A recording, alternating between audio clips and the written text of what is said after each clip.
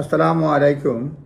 এখন কথা বলবো, যখন ডিভোর্স হয়ে যায় তখন বাচ্চাদের স্কুল ফি কীভাবে মেনটেন করা যায় বা এই সমস্যার সমাধান কিভাবে করা যায়, dealing with school fees in a divorce matter, বা আমরা কীভাবে ডিল করব। নর্মালি যেটা হয়, এগুলি কোর্টের মাধ্যমে অর্ডার নিতে হয় এবং স্কুলের বিভিন্ন ধরনের ফিজ রয়েছে, tuition fees, cost of private or independent schools or extracurricular activities, fees for sport, music lesson, clubs and other activities, school supplies, expense for textbook, uniform, other necessary materials. তারপরে future educational cost, anticipated cost for further education, including university fee, এইগুলি normally আপনার deal করতে হবে প্রথমত mutually, আর mutually না হলে কোর্টের মাধ্যমে। Child maintenance normally, both England and Wales financial arrangement for children, including school fees, are typically dealt through child maintenance. Child maintenance মানে normally করে ডিল করে চাইল্ড মেনটেন্যান্সে।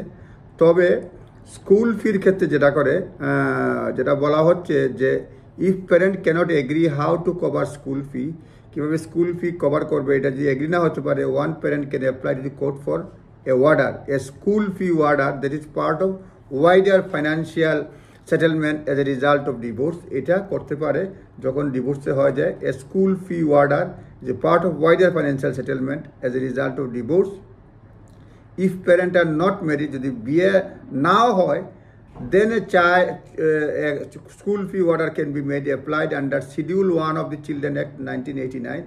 so যদি দেখা যায় তারা ম্যারিড নাও হয়, তবে সেপারেট হয়ে যায়, সে মানে এক পক্ষ যদি খরচ, নন রেসিডেন্ট প্যারেন্ট যদি খরচ না দিতে রাজি না হয়, তাহলে schedule 1 of the children act 1989 অধীনেও তারা স্কুল ফি অর্ডার নিতে পারে কোর্টের মাধ্যমে। তারপরে হচ্ছে ultimately the parents want arrangement regarding school fee to be binding, then should be included in the court order. এগুলি বাইন্ডিং করার জন্য কোর্ট অর্ডারে এইগুলি মানে ইনক্লুড করা যেতে পারে। সুতরাং প্রথমত চাইল্ড মেনটেন্যান্সের জন্য আপুসে রাজি হবেন, না হলে চাইল্ড মেনটেন্যান্স সার্ভিস আছে সেখানে যাবেন। তার ওয়েন নট এগ্রিড ভলান্টারলি, তখন between the parties is generally meant to cover the basic living cost, does not typically include private school ফিস।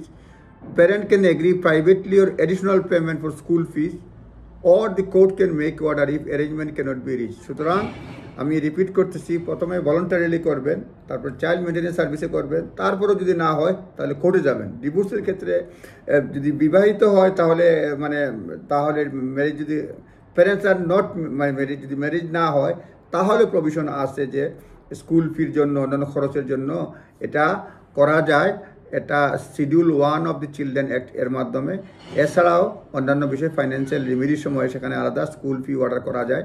সুতরাং এটা একটা ভাস্ট এরিয়া।